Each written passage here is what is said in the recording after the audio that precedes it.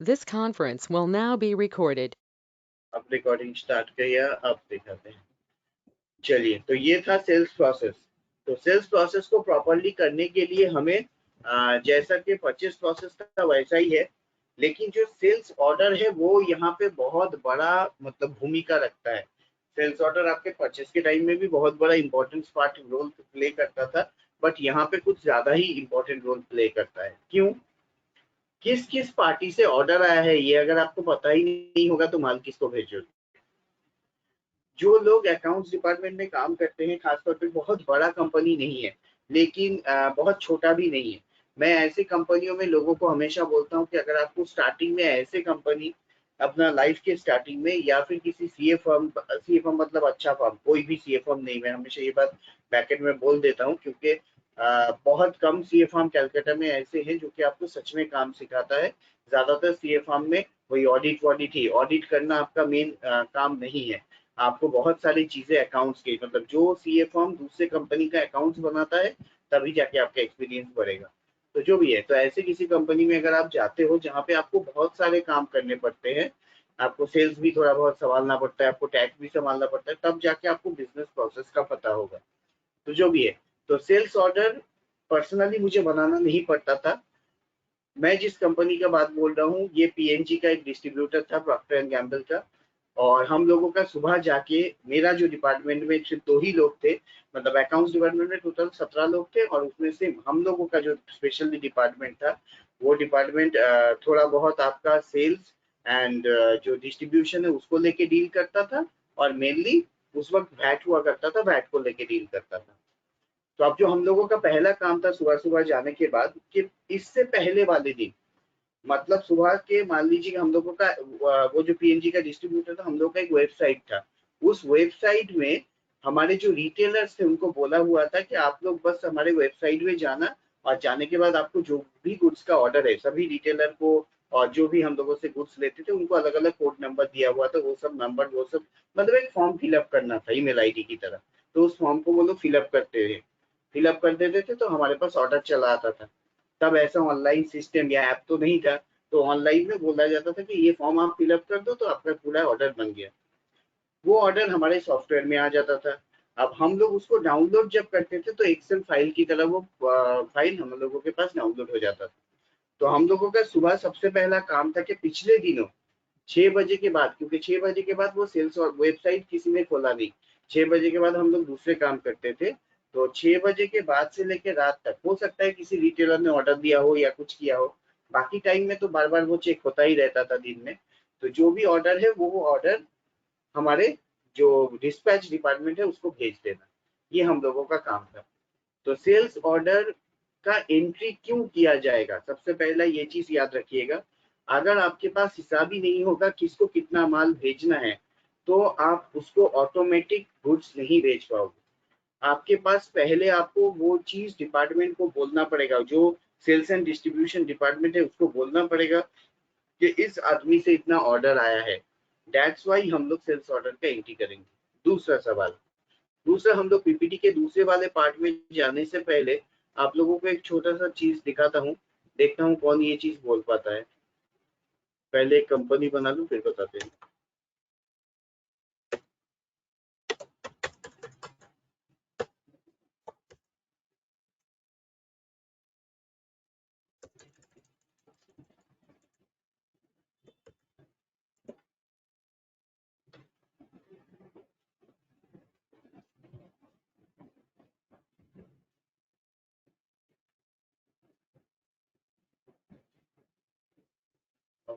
ये नहीं,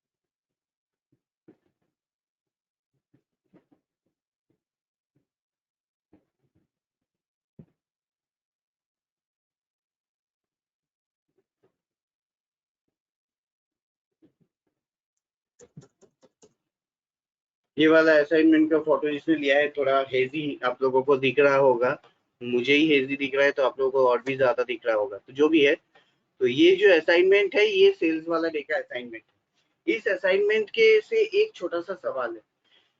पिछला वाला जो परचेस का असाइनमेंट था उसका पहला एंट्री क्या था? Purchase order. आपको परचेज ऑर्डर सिखाया गया, उसके बाद आपने चालान किया ये सब। बट जब आप सेल्स वाले असाइनमेंट में आते हो तो आपका देखिए सेल्स ऑर्डर जो है ना वो बाद में है, मतलब एंट्री नंबर 3 है। उससे पहले आपको गुड्स बनाया जा रहा है, मतलब ये देखिए ओपनिंग स्टॉक बनाने के लिए बोला जा रहा है कि आप ओपनिंग स्टॉक क्रिएट करो। जैसे कि हम लोग इन्वेंटरी में आमला प्लस के डे में हम लोगों ने जैसे स्टॉक को क्रिएट किया था वैसे ही। तो यहाँ पे पहले बोला जा रहा है कि आप ओपनिंग स्टॉक क्रिएट कीजिए, उसके बाद आप सेल्स ऑर्डर दीजिए। तो मेरा सवाल ये है, परचेज ऑर्डर के दिन में तो हमें स्टॉक बनाने के लिए नहीं बोला गया, डायरेक्ट ऑर्डर में धक्का दे दिया गया, लेकिन आज हमें स्टॉक बना के सेल्स ऑर्डर बनाने के लिए क्यों बोला जा रहा है? कोई बता सकता है?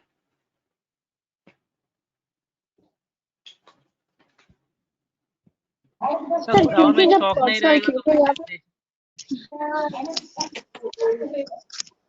सर जब प्रोडक्ट रहेगा नहीं तो सेल कैसे करेंगे? एकदम, ये सेल्स का सबसे प्राइमरी लॉजिक है। परचेज ज्यादा दिन तक होने के बाद लोग थोड़े से, पेज नंबर मुझे नहीं पता क्या है, ये ज्यादा हो जाने के बाद जाहिर सी बात है पेज नंबर सेल्स वाले चैप्टर का असाइनमेंट होगा। तो जो बात है जो बोल रहा था कि जो भी आपका असाइनमेंट हो, जब भी आप कोई चीज करने के लिए जाते हो तो एक टैली का असाइनमेंट करने के बाद लोगों का सोच हमेशा वन डायमेंशन में चला जाता है। परचेस बहुत ज्यादा सीख लेने के बाद ना लोगों के समझ में सेल्स कम आता है। ये जो बहुत आसानी से उसने बोल दिया कि गुड्स अगर रहेगा नहीं तो बेचेंगे क्या। यहाँ पे किसी किसी को ये बात बहुत अजीब लग रहा हो कि हाँ वो तो बहुत लॉजिकल बात बोल रहा है। कभी कभी अगर हम सब लोग फिजिकल में होते, फिजिकल में क्या होता है ना, अभी तो ऑनलाइन में सिर्फ स्क्रीन की तरफ देख रहे हो, अभी भी डिस्ट्रैक्शन है बाहर के लोग की तरफ। कौन की सिचुएशन में है मुझे नहीं पता, लेकिन जब हम क्लास में होते हो तो मैं जब ये सवाल पूछता था तो इसके आंसर बहुत कम आते थे। ऑनलाइन में फिर भी थोड़ा बहुत आने लगा है कि हाँ मतलब सही आंसर। बाकी ऑनलाइन के टाइम में मैं बोलता हूँ कि अरे देखो गुड्स अगर है ही नहीं तो बेचोगे क्या। जब यही बात बोला जाता है तो कई लोग बोलते हैं मतलब समझ में नहीं आया सर, ऑर्डर ही तो देना है। क्योंकि उनका दिमाग बिल्कुल मतलब जम्बल अप हो गया है। क्योंकि मैंने बोला था कि जो भी हो, परचेज ऑर्डर हो या सेल्स ऑर्डर हो, ऑर्डर इज एन इवेंट, इसका कहीं पे असर नहीं पड़ेगा। तो उनका दिमाग इस तरीके से काम कर रहा है कि अगर ऑर्डर हम लोग ले लेते तो प्रॉब्लम क्या है, लेकिन फिर उसको बाद में खुद ही मिला नहीं पाएंगे, मतलब बोल नहीं पाएंगे, डिस्क्राइब नहीं कर पाएंगे। तो याद रखिएगा, सेल्स प्रोसेस में आप कदम तभी रख सकते हो जब आपके पास पहले से गुड्स है। अब यहाँ पर एक एक्सेप्शन भी हो सकता है कि आपने पहले ऑर्डर ले लिया, बाद में माल खरीदा, फिर बाद में दिया। वो एक बहुत ही बड़ा जटिल प्रोसेस है, उसके बारे में अभी बात नहीं करते। नॉर्मल जो कंडीशन है, नॉर्मल कंडीशन में आपके पास अगर गुड्स नहीं रहेगा तो आप ऑर्डर क्या लोगे लोगों से, बेचोगे क्या? आप बेचने के जो प्रोसेस है, सेल्स ऑर्डर फिर चार्ज डिलीवरी नोट, उसमें आप कदम ही नहीं रख पाओगे। ठीक है, तो सबसे पहले ये चीज अपने मन में बिठा के रखिए कि परचेस के टाइम में आप डायरेक्टली ऑर्डर किसी को दे सकते हो, क्योंकि आपके पास गुड्स है ही नहीं, आप ऑर्डर दे रहे हो उसके बाद गुड्स आ रहा है।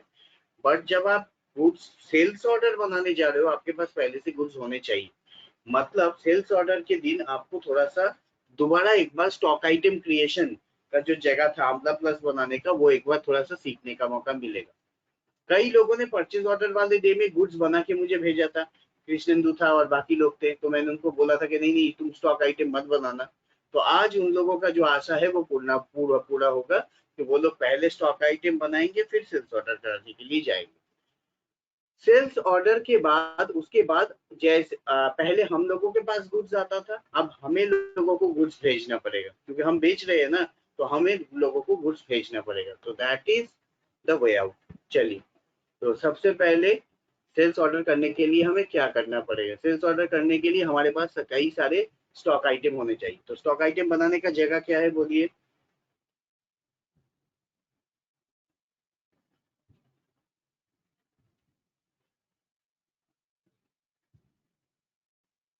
क्रिएट।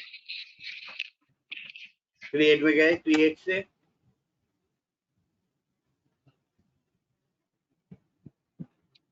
सर नीचे स्टॉक नीचे स्टॉक आइटम इंतजार कर रहा है। वाह, स्टॉक आइटम में आने के बाद यहाँ पर एक एक करके बनाते हैं। सबसे पहले प्रोडक्ट का नाम,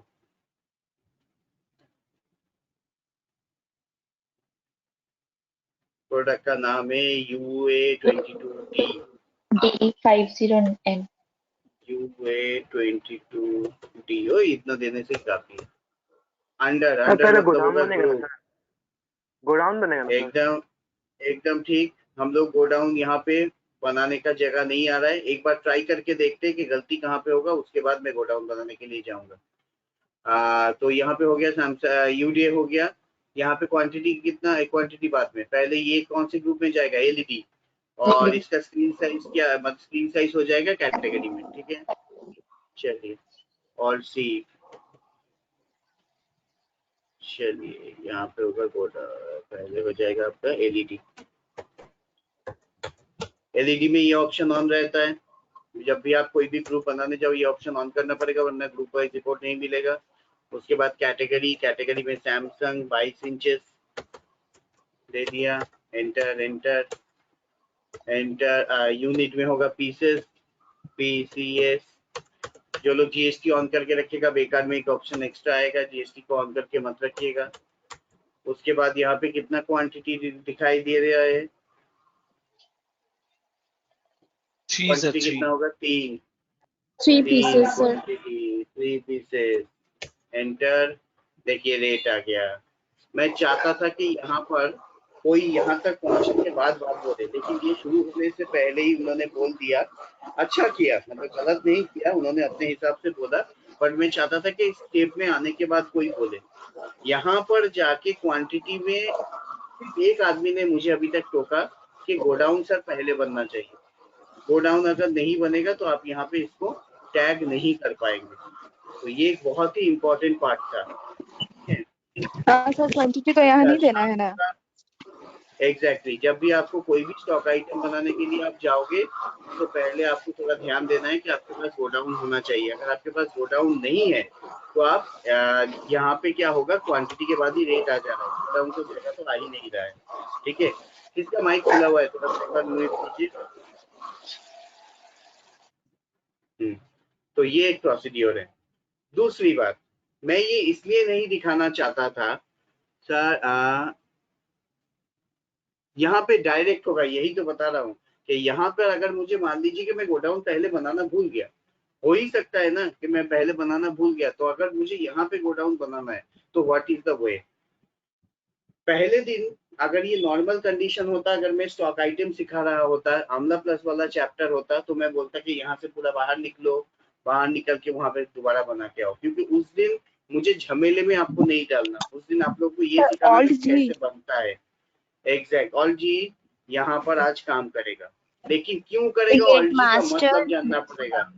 ऑल जी का मतलब आपको बताना पड़ेगा। ये एक बहुत बड़ा गलती है, जब आप टैली का इंटरव्यू में जाओगे तो ये ऑल जी ऑल सी का मतलब आपको बताना होगा। ऑल जी किस चीज का शॉर्टकट की है, यहाँ से बिना Plan create. सर हम लोगों को कुछ भी नहीं, बनाना बिल्कुल है, भी यहाँ नहीं। से बिना बाहर निकले तो हम लोग यहाँ से बना सकते हैं। इस तरीके का बोलोगे, एक्सप्लेनेशन दोगे, all G is for go to, gateway of Tally नहीं, इसका गो टू मंजीत ने लिखा है, देखिए। तो गो टू इस तरीके का स्पेसिफिकेशन आंसर एकदम सही होना चाहिए। जैसे कि मैं आपको बता रहा हूँ कि चालान, ये जो वर्ड है, अगर आप इंटरव्यू में यूज करोगे तो आप फंस जाओगे, क्योंकि चालान सेल्स के टाइम में भी होता है, परचेस के टाइम में भी होता है। तो आपको या तो परचेस चालान, सेल्स चालान नाम वर्ड ऐड करना पड़ेगा, या रिसीव नोट या डिलीवरी नोट बोलना पड़ेगा। आज जब एंट्री करेंगे तब आपको पता चलेगा। तो बहुत स्पेसिफिक कुछ चीजें हैं। तो यहाँ पे ऑल्ट जी आप लोग बोल तो रहे हो, देख भी रह पा रहे हो कि यहाँ पे ऑल्ट जी बना हुआ है एक लाइन, लेकिन ये गो टू है, ये नहीं बोल पा रहे हैं। तो इस तरीके के स्पेसिफिक आंसर होगा। ठीक है, तो अब हमें गोडाउन की जरूरत है, तो फिर हम लोग यहाँ पे ऑल्ट जी प्रेस कर दिए। ऑल्ट जी प्रेस करने के बाद हमें जाना पड़ेगा क्रिएट मास्टर। क्रिएट मास्टर में जाने के बाद यहाँ पे गोडाउन या लोकेशन हमें दिखाई देगा, बस हम लोग एक गोडाउन बना लेते हैं। कौन सा गोडाउन यहाँ पर है, by the way stand road है और तारातला है, दोनों ही बना लेते हैं। Stand road, Taratala.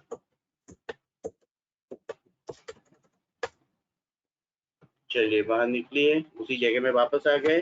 क्वांटिटी 3 अब आपका आ गया गोडाउन। स्टैंड रोड को टैग कर दीजिए। रेट है 20,900 पहला प्रोडक्ट। नहीं रेट क्यों नहीं आया, कहाँ पे दे दिया? क्वांटिटी रेट अमाउंट, हाँ ठीक ही तो है, हाँ आ गया। चलो save. Product number 2, product number 2 है 22 एली। 22 एली कहाँ पे जाएगा? एलईडी के अंदर में। ये किसकी कैटेगरी है? एलई मतलब एलजी का ही होगा। हाँ एलजी का कैटेगरी में आता है। और सी एलजी 22 इंचेस। यहाँ पे कुछ भी नहीं। क्वांटिटी कितना? 4 pieces. 4 pieces. Pieces 19,700। 4 pieces sir यहाँ स्टैंड रोड। हाँ बोलिए। तो हम लोग क्वांटिटी वहीं पे दे दिए। समझ में नहीं आया, क्या बोले? हेलो। सर क्वांटिटी तो इस पेज में नहीं दे रहा था ना, इंटर करके जहाँ जाएंगे वहां पे देंगे ना। हाँ तो वहां पे ही तो दिया। क्वांटिटी आप यहाँ पे दोगे तभी जाके आपका गोडाउन वाला जगह आएगा। बाकी का जो ऑप्शन है रेट एंड अमाउंट आप यहाँ पे दोगे। ठीक है, तीसरा प्रोडक्ट में देख लीजिए। तीसरा प्रोडक्ट में बना रहा हूँ, देखिए। KDL 22. तीसरा प्रोडक्ट में हम लोग बनाते हैं, क्या नाम है तीसरे प्रोडक्ट का? केडीएल। केडीएल KDL. सोनी 22 इंचेस में आता है। केडीएल, केडीएल एलईडी सोनी, SONY सोनी, सोनी में आता है आपका। यहाँ पे फॉर्म यस नहीं, यहाँ पे क्वांटिटी कितना है देख के रखिए। क्वांटिटी है आपका 4 पीसेस है ना? Sir, 2. हाँ 2 पीसेस है 20,900। यहाँ पे क्वांटिटी पहले दोगे तभी जाके ये वाला जगह आएगा। उसके बाद आप गोडाउन को टैग करोगे, उसके बाद रेट को दोगे। ओके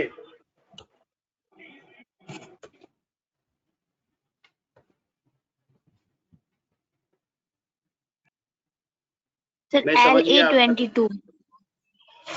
उसके बाद आखिरी प्रोडक्ट है LA22। कहाँ गया? LA22 है, लेकिन ये LCD में आया है। ये LCD में है और ताला तला भी है। LA22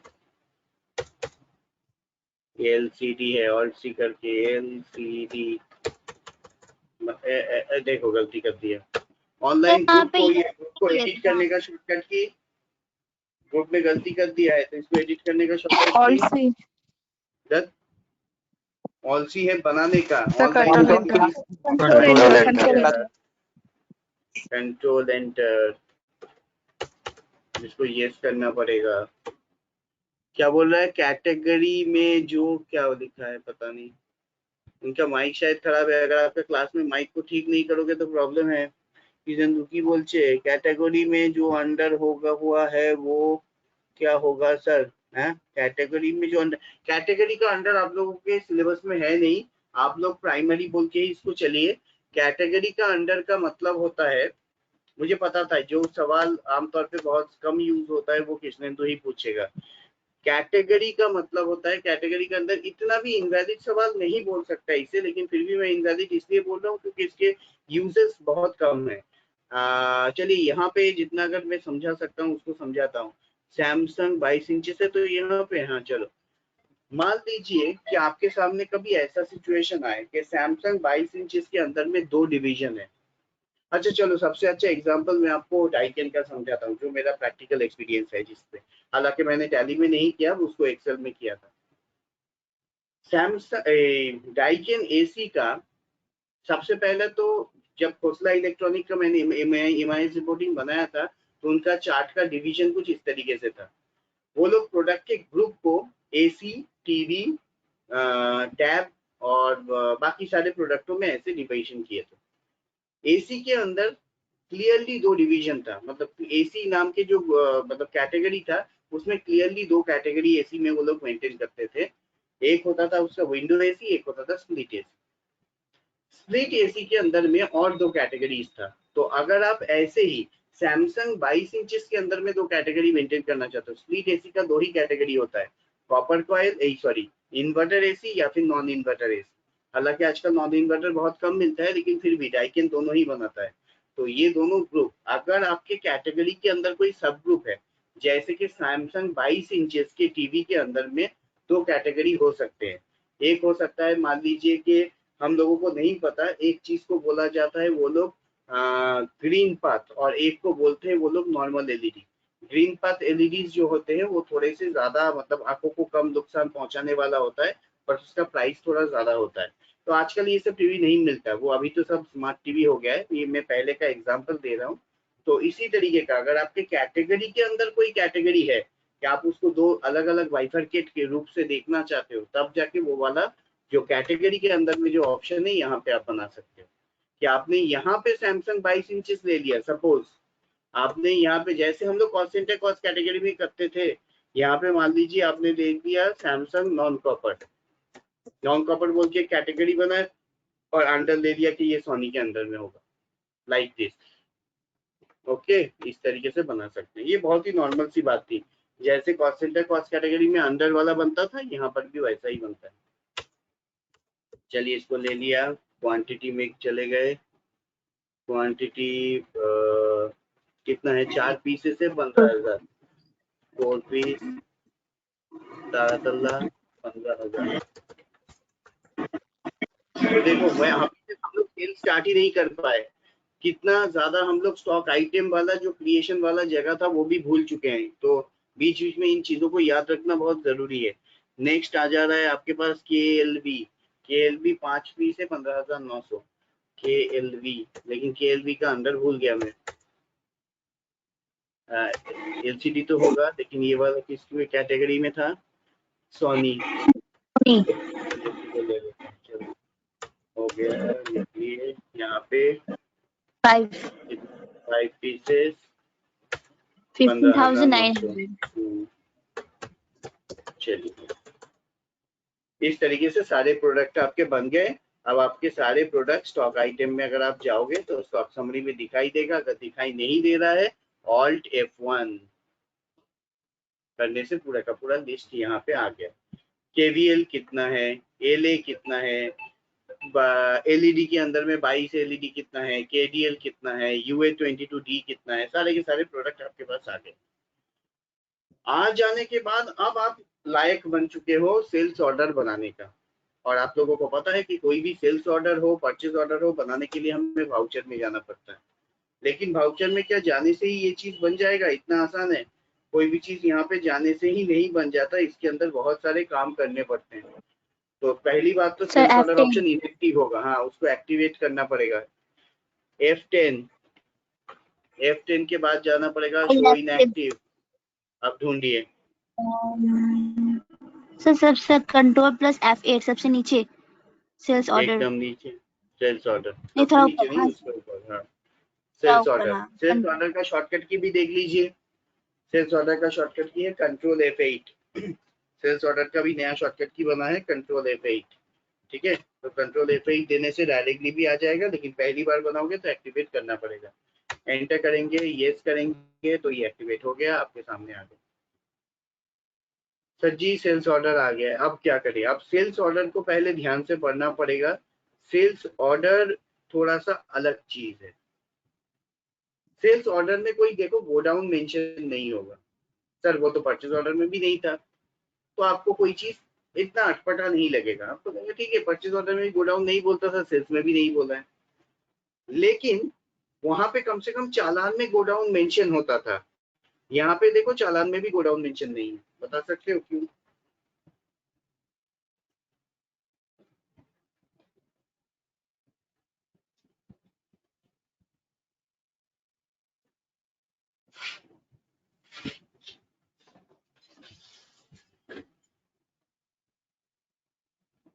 क्योंकि सर वो पर्टिकुलर गुड्स पर्टिकुलर गोडाउन में बुझते पारलाम, दोनों दो ने एक साथ बोला। कोई एक बोलिए, अब कोई भी नहीं बोलेगा। अच्छा पहले जो मेल वॉइस था वो बोलिए।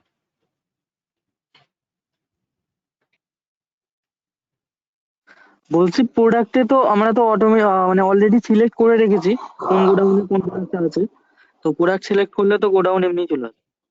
उधर से। सर अपन गुड्स बट को सेल बट करेंगे हाँ, तो बोलिए गोडाउन की, बोलिए। सर अपन गुड्स में सेल करते हैं इन केस, तो फिर हम्म, उसमें गोडाउन पे तो रखना ही नहीं ना, वो तो हमको डायरेक्ट जिसको हमने सेल किया उधर ही देंगे, तो गोडाउन की तो नीड ही नहीं है। नहीं नहीं, आपको इसलिए करना है क्योंकि आपने माल को रखा है कोलकाता गोडाउन में और आपने एंट्री करते वक्त दिखा दिया कि मेरा जो गुड्स है वो चला जा रहा है आपका, मान लीजिए अहमदाबाद गोडाउन से। तो ये तो पूरा गलत हो गया, आपका कोलकाता गोडाउन पड़ा हुआ ही रह गया और अहमदाबाद में वो माल था ही नहीं, आपने नेगेटिव में दिखा दिया। आपका तो सब स्टॉक इधर उधर हो जाएगा। स्टॉक का भी तो हिसाब रखना पड़ेगा, कौन सी चीज किस गोडाउन में है। हाँ, माल उसको बेच रहे हैं उसको हिसाब रखना है, बट आपका भी तो कौन सा गोडाउन खाली हुआ हिसाब तो रखना पड़ेगा। जैसे भरने का हिसाब रखते हो खाली होने का भी रखना पड़ेगा। तो इन्होंने जो बोला थोड़ा सा बंगाली में पूरा का पूरा बोल दिया, इसलिए प्रॉब्लम हो गया। मैं इसको थोड़ा डिटेल में बताता हूँ हिंदी में। इन्होंने जो बोला बहुत ही अच्छा एक्सप्लेनेशन किया। ये एक्सप्लेनेशन वो इसलिए भी कर पाए क्योंकि उन्होंने परचेज ऑर्डर करते वक्त या परचेज की एंट्री करते वक्त कई सारी चीजें ऑब्जर्व किया है, इसलिए मुझे ये चीज ज्यादा अच्छा लगा। जब आप कोई एंट्री करने के लिए जाते हो एक्चुअली वहां पे गोडाउन दिखाई देता है, हम लोग इसको ध्यान से देखते नहीं। जिन लोगों ने टैली में जल्दबाजी में एंट्री सीखा है और जिनका कंसंट्रेशन पूरा एंट्री पे होता है ना, मैं हमेशा बोलता हूँ कि उन लोगों का टैली का आर्ट ऑफ टैली कभी उनका डेवलप नहीं करता। टैली वो लोग भी सीखते हैं लेकिन टैली में जो स्किल है, मेरे एक स्टूडेंट हुआ करता था शुभदीप, वो मुझसे अभी भी है एक 3 बजे वाला एमडब्ल्यू के जो बैच में है, उसका नाम है संदीप। उसका देखने का तरीका, टैली को ऑब्जर्व करने का तरीका मुझसे भी बेटर है। न्यू टैली में 3 ऐसे ऑप्शंस थे जो मैंने बहुत मेहनत करके भी मैं ढूंढ के नहीं निकाल पाया। एक्चुअली मेरा उतना ज्यादा इच्छा भी नहीं था तो मैं निकाल नहीं पाया, मुझे पता था कोई ना कोई स्टूडेंट ढूंढ ही लेगा। तो संदीप ने तीनों के तीनों ऑप्शन ढूंढ लिए। तो टैली जब आप करने के लिए जाओगे, कृष्णेंदु और संदीप के अंदर में जो बेसिकली फर्क है या फिर जो दो आदमियों के बीच में फर्क होता है, एक सिर्फ एंट्री को करना है, एंट्री किस तरीके से बन रहा है, मेरा एंट्री मैच कर गया, काम खत्म। और दूसरा होता है कि हर एक स्टेप में वो चीज क्या दिखा रहा है मुझे टैली। जैसे कि व्हाट्सएप के हर एक स्टेप, जैसे कि मुझे अगर अचानक आज कोई बोले कि व्हाट्सएप का जो पेमेंट स्टेटस किसी ने यूज किया है, आप में से किसी ने यूज किया है व्हाट्सएप का पेमेंट स्टेटस? व्हाट्सएप से भी पेमेंट होता है वही इसकी तरह, पता है ना? यस सर, यस सर, तो कभी बट पेमेंट किया करके देखिएगा व्हाट्सएप से किसी को 1 रुपए 2 रुपए पेमेंट करके देखिएगा। गूगल पे से भी बहुत अच्छा है और इतना सारा रिपोर्ट जनरेट होता है आपके पास। अगर आपको किसी रेगुलरली किसी आदमी को अगर पेमेंट करना होता है ना, ऑलवेज व्हाट्सएप यूज कीजिएगा, वो कभी डिनायल नहीं कर सकता। हाँ, गूगल पे भी अच्छा है बट व्हाट्सएप में कुछ खास खूबियां हैं, लेकिन ये चीजें जब आप देखोगे तभी पता चलेगा, इससे पहले नहीं। आपको पेमेंट नहीं करना, आपसे पेमेंट स्टेटस में जाइए, आपको कौन कौन सा रिपोर्ट जनरेट होगा आपको पता चल जाएगा, जो एक्चुअली फोन पे में तो होता ही नहीं है और गूगल पे में भी नहीं होता। तो जो भी है, तो इस तरीके के बहुत सारी चीजें रहती है। तो यहाँ पर टैली में उसने क्या बोला, मैं आपको आपको वो बताता हूँ। बोला कि सर जब हम लोग एंट्री करने के लिए जाएंगे तब मेरा जो गुड्स है वो कौन से गोडाउन में है वो तो टैली ही बता देता है। यही वर्ड में सुनना चाहता था। अब दूसरा एक तरीके से मैं ये बोल सकता हूँ कि आप यहाँ पे माल भेज रहे हो, जो आपको दीपक इलेक्ट्रॉनिक ने क्या बोला है, हाँ मुझे सारे माल भेज दीजिए। अब दीपक इलेक्ट्रॉनिक को आप माल भेज रहे हो, ये दीपक इलेक्ट्रॉनिक को थोड़ा ही पता है कि आप कहाँ से भेजोगे। ये तो आपको पता होना चाहिए कि आपके पास गुड्स कहाँ पर है। ओके, तो इसलिए आपका गोडाउन यहाँ पे मेंशन नहीं है क्योंकि आपको पता होगा कि आप कहाँ से भेज रहे हो। तो अभी हम लोग एंट्री को करके देखते हैं, पहले ऑर्डर को करेंगे। अच्छा, 1 minute, Kartik sir call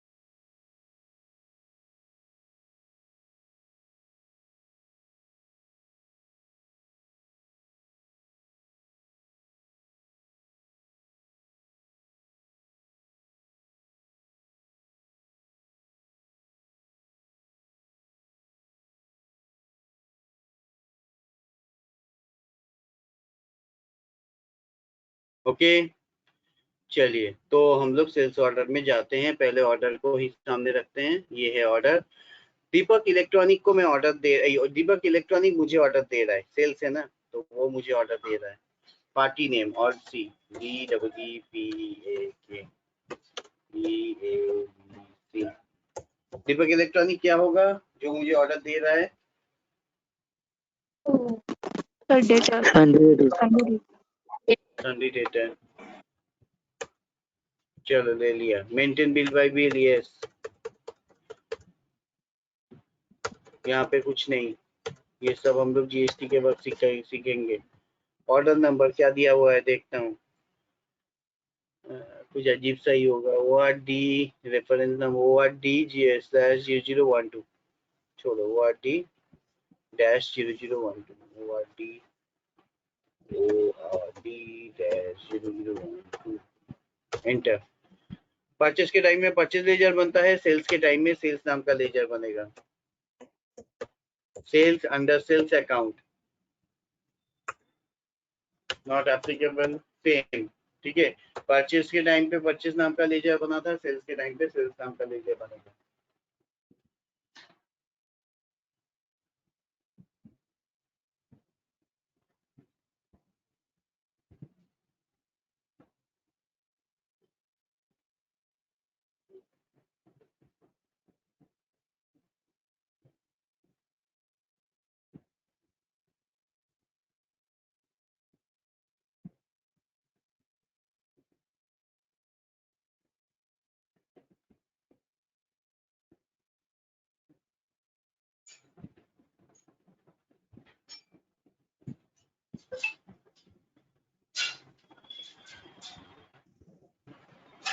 okay yes sir. चलिए, अच्छी बात है। एंटर करते हैं, एंटर करते हैं। कौन कौन सा गुड्स का ऑर्डर मुझे मिला है? प्रोडक्ट का नाम मत देखिएगा, प्रोडक्ट का नाम देखिएगा, अंदर का कैटेगरी मत देखिए। 22 LA 4 पीस का ऑर्डर मिला है 22,500। अरे 22,500 क्यों है यहाँ पे? तो 22 LA का दाम 19,790 रुपए है, यहाँ पे 22,500 क्यों है बोलो तो? प्रिंटिंग मिस्टेक है सर क्या? सेल पे प्रॉफिट ऐड होगा ना। चलो, कई लोगों ने प्रिंटिंग मिस्टेक नहीं बोला, अच्छी बात है। तो यहाँ पे आपके जिस दाम में गुड्स है उसी दाम में अगर बेचने लगे तो बिजनेस करने का फायदा क्या है? यहाँ पे तो ज्यादा दाम होगा ही। चलिए आ जाते हैं। LA 22 LA था ना, देख लो कौन सा प्रोडक्ट। हाँ 22 LE, ठीक है। 22 LE कितना प्रोडक्ट? 4, दाम 22,500। 22,500। चलिए, पहला प्रोडक्ट ऑर्डर मिला। दूसरा प्रोडक्ट LA 22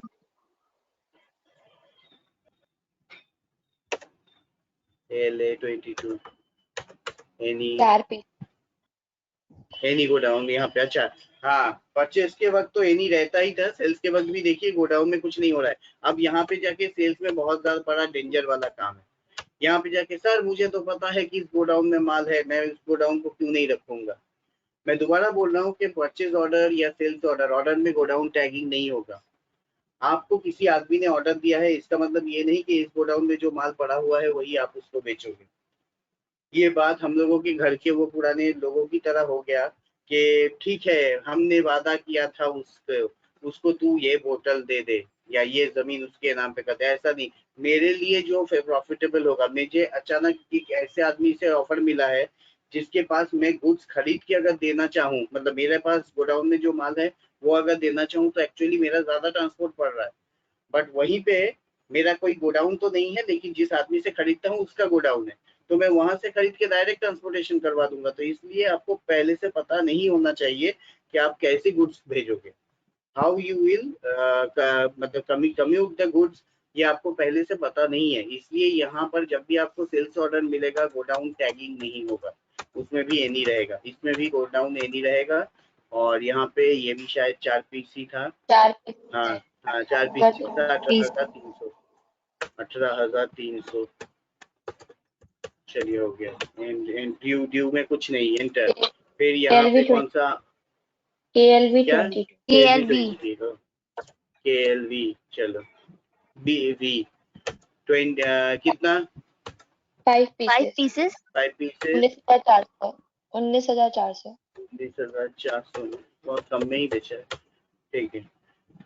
और एक चीज बहुत ध्यान से, यहाँ पे कई लोग एक गलती करते हैं, यहाँ पे सारा प्रोडक्ट बिठाने के बाद यहाँ पे जब ड्यू ऑन आता है कुछ लोग घबरा जाते हैं, या फिर घबरा जाने का वजह यह है कि वो लोग इतना जल्दबाजी में एंटर करते हैं कि यहाँ पे स्पेस बार आ जाता है, तो सोचते हैं कि शायद यहाँ पे कोई दूसरा एंट्री नहीं होगा।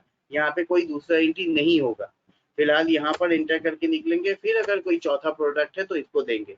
अभी तो कोई चौथा प्रोडक्ट है नहीं, शायद ये तीनों प्रोडक्ट ही ऑर्डर दिया गया है, तो हम लोग इसको एंट्री को सेव कर देंगे। अब देखिए आपको ऑर्डर मिल चुका है, आप उस ऑर्डर का एंट्री कर चुके हो, but when you go for the stock summary आपके पास जितने भी गुड्स थे, एक भी गुड्स में मतलब बोलता है ना उसका बाल भी बांका नहीं हुआ। क्यों? क्योंकि वहां पर वो प्रोडक्ट के ऊपर कोई असर ही नहीं पड़ेगा। ये ऑर्डर आपको मिला है, इसका मतलब ये नहीं कि ऑर्डर मिला है तो आप माल बेचने के लिए दौड़ोगे। आपको कई सारी चीजें देखने पड़ेंगे, टर्म्स एंड कंडीशन ठीक है कि नहीं, वो आदमी पैसा देने के लिए राजी है कि नहीं, तब जाके उसको गुड्स भेजोगे ना। तो इसलिए ऑर्डर आपके पास आया है, उस ऑर्डर का वेरिफिकेशन होगा, उसके बाद उसको गुड्स भेजा जाएगा। ओके। अच्छा आप लोगों को एक बहुत मजेदार चीज पता है, इंसॉल्वेंट जो लोग हो जाते हैं वो लोग 5 साल तक, पहले रूल था 25 साल तक, फिर आया 10 साल तक, और अभी 5 साल तक किसी बैंक में अकाउंट नहीं खोल सकते। कई बड़े बिजनेसमैन हैं जो अभी इंसॉल्वेंट हो चुके हैं और वो लोग कभी भी आने वाले 5 सालों तक बैंक में अकाउंट नहीं खोल सकते। तो एक ऐसा ही बिजनेसमैन का कहानी है जिसने ये हालांकि इंडिया का नहीं है, अलीबाबा में कोई एक गुड्स ऑर्डर दिया था, कोई यही कोरोना के टाइम में कोई शायद ऑक्सीजन कॉन्सेंट्रेटर या कुछ ऐसा चीज, मतलब कोई मेडिकल का चीज ऑर्डर दिया था फॉर हिज होम। मतलब उनके पास कैश पैसा तो बहुत था, बट वो बैंक में मतलब नहीं दिए कर सकते थे, तो उन्होंने कैश ऑन डिलीवरी में ये ऑर्डर दिया था। अब प्रॉब्लम ये हो गया कि उसको बार बार जब वो ऑर्डर दे रहा था उसका ऑर्डर रिजेक्ट हो रहा था। तो उसने जब कंपनी से जानना चाहा तो उसका नाम मतलब जो भी हो, मतलब चाइना में क्या होता है, जो जो इंसॉल्वेंट है सारे इंफॉर्मेशन उनके पब्लिक प्लेटफॉर्म में रहते, तो उसको नहीं बेचा गया। तो ये भी एक तरीके का चीज है कि आप किसी पार्टी को तभी माल बेचोगे जब उसका फाइनेंशियल स्टेटस आपको पता होगा। तो वो मतलब आपके पास जो कुछ कई लोग बोलते हैं कि ऑर्डर आ गया तो सर हम लोग तो चालान बनाएंगे ही, ऐसा नहीं है। इसलिए मैंने ये कहानी सुनाया, ऑर्डर आ गया मतलब आप तुरंत उसको माल बेचोगे, ऐसा नहीं है। आपके पास अभी सारे प्रोडक्ट जैसे थे वैसे के वैसे हैं, एक भी प्रोडक्ट कम नहीं हुआ है। ठीक है, 9 के 9 है, अगर विश्वास नहीं है देख लीजिए, 9 थे, 9 प्रोडक्ट ही आपके पास है। ऑर्डर आने के बाद अब आप उसको माल भेज रहे हो, यहाँ पे एंट्री नंबर अब 4 आ रहा है, यू सेंड द गुड्स। अब आपने उसको माल भेज दिया। अब आप जब आप उसको गुड्स भेजोगे तो उसको हम लोग क्या बोलते हैं, सेल्स ऑर्डर के बाद एक्चुअली आता है चालान या डिलीवरी नोट। अच्छा इसकी कहानी आप बता दें सर, इसको भी चालान उसको भी चालान। हाँ मैंने अभी बोला कि वो चालान को परचेस चालान बोला जाता है, इस चालान को बोला जाता है आपका डिलीवरी नोट या फिर सेल्स चालान। यहाँ पे क्या होता है, जैसे ही आप टेम्पो में गुड्स को लोड करते हो, यहाँ पे जैसा पिक्चर दिया गया है, उसके टेम्पो के ड्राइवर को आपको एक कागज देना पड़ेगा। ये कागज प्रूफ होगा कि आपने टेम्पो में जो जो गुड्स लोड किया है वहां पर उसका लिस्ट है, क्योंकि ड्राइवर को या इस आदमी को ज्यादा कुछ पता नहीं होगा। जब वो माल लेके जाएगा किसी कंपनी में तो उसकी कंपनी में उससे ये पूछा जाएगा कि किसके पास से आ रहे हो, तो बोलेगा देखिए इस कंपनी के पास से आ रहा हूँ और ये गुड्स ला रहा हूँ, तो उसके पास ये डॉक्यूमेंटेशन हो गया। That's why it was called delivery note. Delivery note आपके तरफ से है, जिस पार्टी के पास गुड्स पहुंच रहा है उसके लिए यही रिसीव नोट बन जाएगा। खुद सोच के देखिए, आप माल भेज रहे हो इसलिए आपके तरफ से ये डिलीवरी नोट है, लेकिन जिसको भेज रहे हो उसकी तरफ से यही रिसीव नोट बन गया। हमें उसकी तरफ अभी नहीं देखना, बस मैं बता रहा हूँ। उसी तरीके से जब आपके पास रिसीव नोट आया था वो किसी का डिलीवरी नोट था।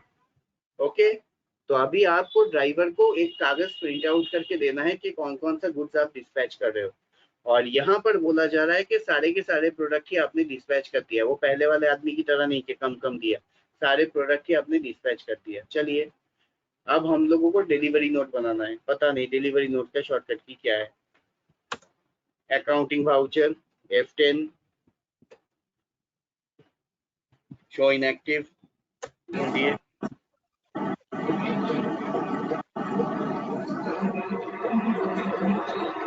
सर ऑल्ट F8 मिल गया।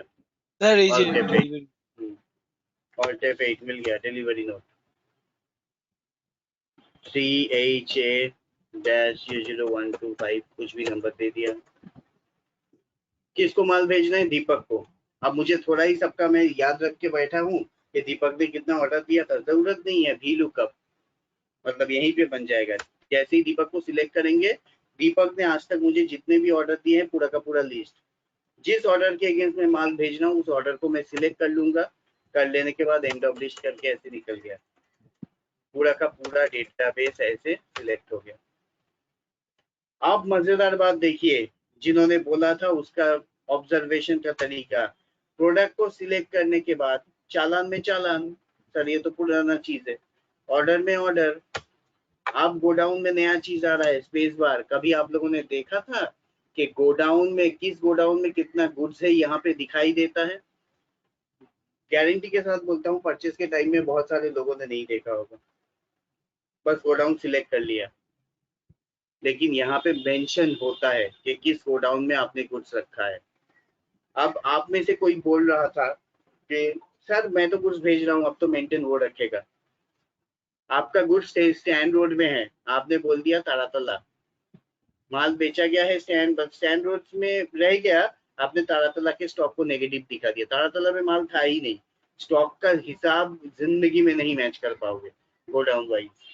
तो गोडाउन को प्रॉपर्ली टैग करना जरूरी है, जिस गोडाउन में गुड्स है या जिस गोडाउन से आपको इंस्ट्रक्शन दिया गया है गुड्स को डिस्पैच करने के लिए, उसका बात है। अच्छा यहाँ पर भी एग्जाम्पल है, ये चीजें एग्जाम्पल कोई बहुत बड़ा प्रैक्टिकल एग्जाम्पल नहीं बोल रहा हूँ। लॉकडाउन में 8 बजे के बाद मैं थोड़ा सा इरिटेट हो जाता हूँ जब कोई फोन करता है, उसका एक वजह है, मैं इन सब चीजों को देख के सोचता या देखता हूँ।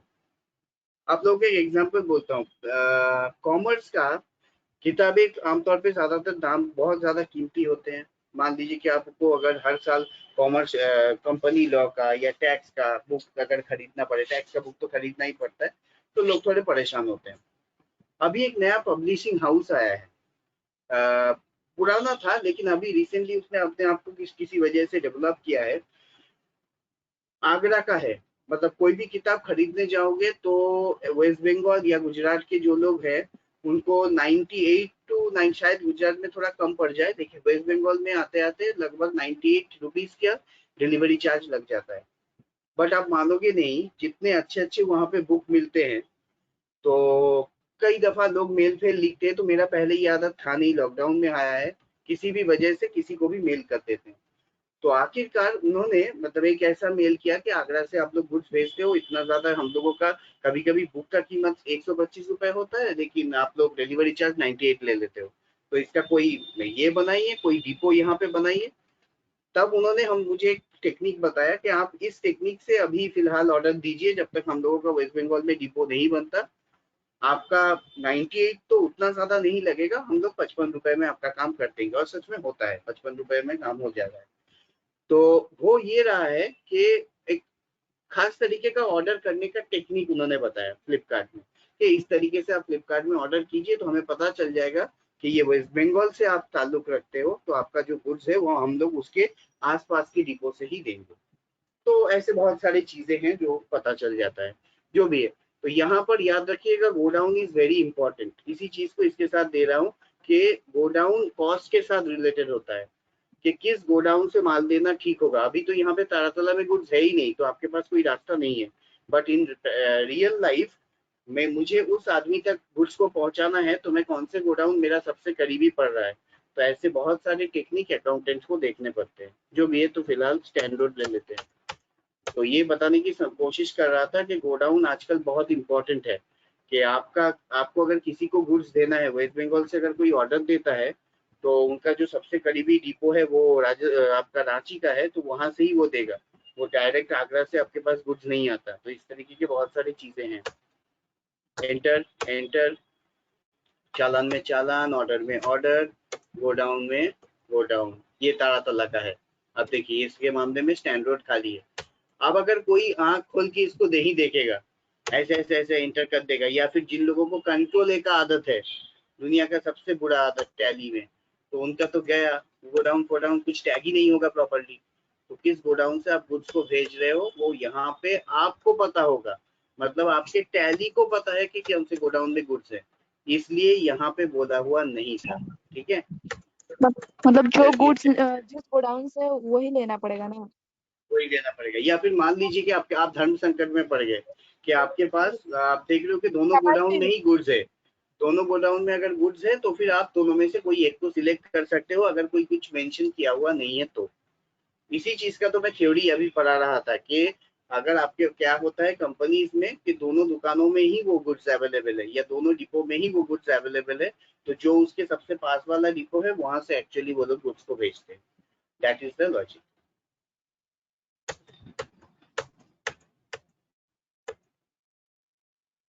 चलो डिलीवरी भी हो गया, आपने डिलीवरी दे दिया, अब आपका गुड्स कम हो गया होगा। हर एक एंट्री करने के बाद उसका रिपोर्ट देखोगे तो उसका असर भी आएगा। देखो आप सिर्फ एलईडी पड़ा हुआ है, बाकी कोई गुड्स है ही नहीं, क्योंकि सारे बेच दिए ना, वो है ही नहीं, आपने बेचा नहीं है, भेज दिया है। इसके बाद मैं और कोई नया एंट्री नहीं दिखाऊंगा, लेकिन वो जो goods send on approval basis था उसका रिपोर्टिंग आपके सामने दिखाऊंगा। ये गुड्स सेल के मामले में बड़ा मजेदार है। सुनिए, अभी आप अगर प्रॉफिट एंड लॉस में जाओगे तो आपको सेल्स नजर नहीं आएगा। आप बोलेंगे सर सेल्स अकाउंट ही तो है। सेल्स अकाउंट का भी दो डिवीजन बन चुका है। As per accounting standard, as per companies law, अभी सेल को दो हिस्से में माना जाता है। एक है सेल और एक रहता है सेल्स बिल टू मेक। अच्छा, ये sales bill to make actually Tally का भाषा है। इसको बोला जाता है good send on approval basis. मतलब good send on approval basis ये टेक्निकल लैंग्वेज है, यही लैंग्वेज ज्यादातर बुक्स में आपको मिलेंगे, लेकिन टैली या दूसरे अकाउंटिंग सॉफ्टवेयर इसको अपने अपने नाम से यूज करता है। ज्यादातर समय प्रैक्टिकल लाइफ में सेल्स बिल टू मेक नाम ही यूज होता है। सेल्स बिल टू मेक का मतलब होता है कि माल हमने उसको भेज दिया है, ये गुड्स इन ट्रांजिट भी बता सकते हो इसे। ये गुड्स ट्रांजिट में है बट अभी तक श्योर नहीं है, हो सकता है कि पूरा रास्ते में ही जल जाए, ये हो सकता है कि दरवाजे तक पहुंचे वो आदमी लेने से इनकार करे। मतलब ये गुड्स हमने सेल्स के तौर पर भेज दिया है, काफी हद तक प्रोसेस इसका कंप्लीट है, लेकिन थोड़ा सा सेल्स होने में, मतलब पूरा हाथी निकल गया है, पूछ पूछ बाकी है, सीधा तौर पे ये है बात।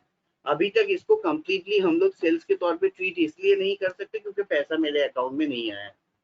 तो पूरा का पूरा गुड्स हमने भेजा है, वो गुड्स अभी तक approval, goods send on approval basis, हमने गुड्स उसको सेंड किया है उसके अप्रूवल के ऊपर विश्वास करके। अगर वो अप्रूव करेगा तो वो सेल्स होगा, अगर नहीं करेगा तो नहीं होगा। तो इसलिए सेल्स का अभी दो डिवीजन है। जब आप किसी को माल भेज देते हो लेकिन बिल नहीं भेजते, उस हालत तक ये वाला ऑप्शन जो है आपका सेल्स बिल टू मेक, इस हालत में रहता है। सर इसी हालत में, हाँ बोलिए।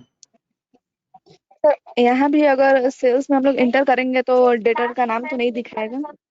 नहीं, यहाँ पर कुछ नहीं दिखाएगा। यहाँ पर बिल्कुल इसके बाद यही दिखा रहा था कि अगर आप बैलेंस शीट में जाते हो तो यहाँ पर आपको सन्डी डेटर तो नजर आएगा, लेकिन कौन डेटर है ये नजर नहीं आएगा। जब आप फाइनली बिल को बना दोगे उसके बाद आपको यहाँ पे डेटर का नाम नजर आ जाएगा। तो ये लॉजिक परचेस के टाइम में भी दिखाया था, बट ये एक्चुअल में यूज होता है, मैंडेटरी है सेल्स के टाइम में। परचेस को लेके कंपनी ज्यादा नहीं सोचता और गवर्नमेंट भी नहीं सोचता, वो जो मर्जी है उस तू खरीद, लेकिन जब बेचने जाएगा तेरा इनकम होता है तब टैक्सेशन का पॉलिसी आ जाता है। पता है ये चीज क्यों आया है? ये चीज इसलिए आया है जीएसटी से बचने के लिए।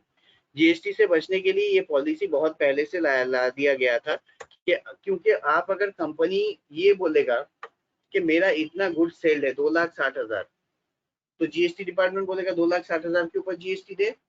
लेकिन वो बोलेगा अरे 2,60,000 में कई सारे ऐसे अमाउंट है जो कि मेरा प्रॉपर्ली सेल भी नहीं है, सेल्स बिल टू मेक है, खासतौर पे ई कॉमर्स वाले कंपनी और बाकी कई सारे कंपनी।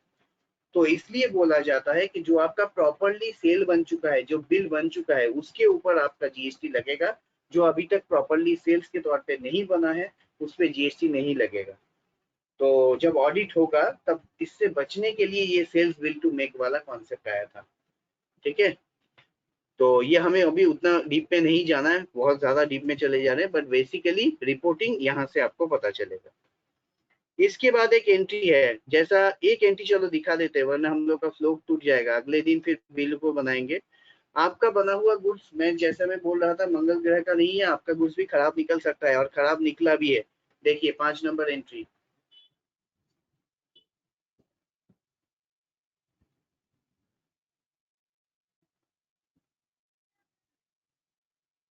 यस सर, रिजेक्शन है। रिजेक्शन कौन सा रिजेक्शन? रिजेक्शन इन क्या हो? रिएक्शन इन सर, मेरा मेरा गुड्स वापस आ रहा है, रिजेक्शन इन।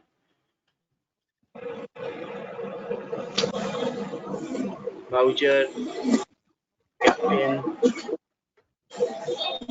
इनएक्टिव। So inactive. अब ढूंढिए कहाँ पे है rejection. Rejection in, alt F, control F6 इसका कंट्रोल शॉर्टकट। F6। ठीक है, स्पेस बार, दीपक इलेक्ट्रॉनिक। अब जिसको बेचा था वही भेजेगा ना? क्या प्रोडक्ट था? KLV था शायद। Yes sir, KLV 22। KLV उसने भेज दिया। पुराना चालान नंबर जैसा आप लोगों ने सीखा था, पुराना चालान नंबर लेंगे, पांचों के पांचों भेजा नहीं, एक ही प्रोडक्ट भेजा, एक ही सर खराब 1 निकला है। पीस। हाँ, तो उसमें 1 पीस दे दिया। और देखो कौन से गोडाउन में रखने के लिए बोला था? तारातला। तारातला। तो ये ऑटोमेटिक हो गया, बट थोड़ा सा ध्यान दीजिएगा। हाँ, यहाँ पे ऑटोमेटिक मैच कर गया, तो तारातला में ये गुड्स आ गया। तो अभी आपके पास एक गुड्स आ गया है तो वो बढ़ जाना चाहिए। देखते हैं चेक करके। स्टॉक समरी देखो, एक एलसीडी आ गया। This is the logic. हर एक स्टेप के बाद अगर रिपोर्ट देखोगे या टैली में, मुझे बताने की जरूरत नहीं, आप खुद गलतियों को ढूंढ सकते हो। लेकिन अंधाधुंध एंट्री करने का मैं बिल्कुल खिलाफ हूँ। अंधाधुंध एंट्री करने से कभी आपको टैली याद नहीं रहेगा। हर एक एंट्री को टाइम लगेगा, लेकिन करते करते जितना भी टाइम लगे, इसीलिए तो परचेज ऑर्डर आईसीए के बुक बोलता है कि एक दिन में खत्म करो, तो एक दिन में कभी नहीं हो सकता, 2-3 दिन परचेज एंड सेल्स लगेगा। तो ये वाले स्टेप्स है। ठीक है, तो अभी आप लोगों का असाइनमेंट तो आप लोगों के बुक में है ही, जहां तक मैंने लिखा है वहीं तक ट्राई कीजिए। भेजने की अभी जरूरत नहीं है, क्योंकि सेल्स में बहुत कुछ अभी बाकी है। सेल्स के डे में और भी बहुत सारी चीजें हैं, वो हो जाएगा, उसके बाद एक बार में बनाइएगा। ओके স্যার বলছি ধরুন মানে রিটেল শপে যে মানে যেমন কাজ হয়, ঠিক আছে, তখন মানে বিল দেওয়ার জন্য কিভাবে কি করতে হবে? আরেকবার বলো, বুঝতে পারলাম না, কি নামটা বললে?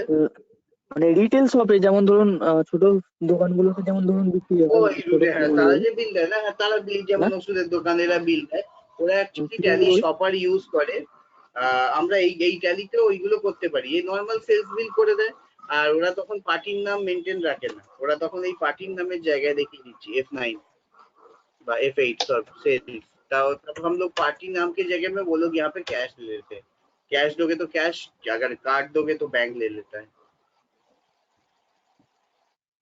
पार्टी नेम मेंटेन नहीं करता। কিন্তু মানে বিলে তো নাম থাকে কাস্টমারের।